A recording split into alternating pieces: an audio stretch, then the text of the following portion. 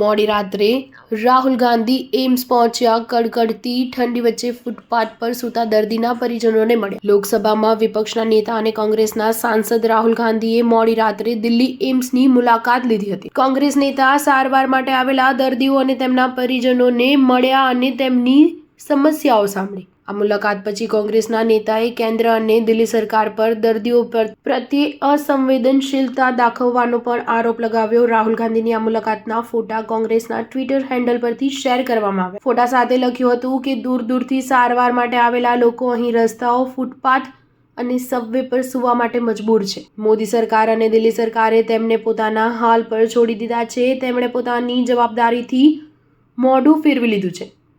કોંગ્રેસે પોતાના social media handle પર આગળ લખ્યું, સારવાર માટે મહિનાઓ રાહ જોવી, સરકારની અસુવિધા અને અસંવેદનશીલતા આજે દિલ્હી એમ્સની વાસ્તવિકતા છે.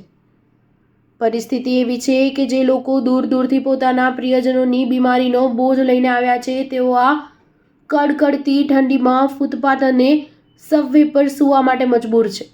રાહુલે ઇન્સ્ટાગ્રામ પર હિન્દીમાં પોસ્ટ કરી કે રોગનો ભાર, કડકડતી ઠંડી અને સરકારની અસંવેદનશીલતા.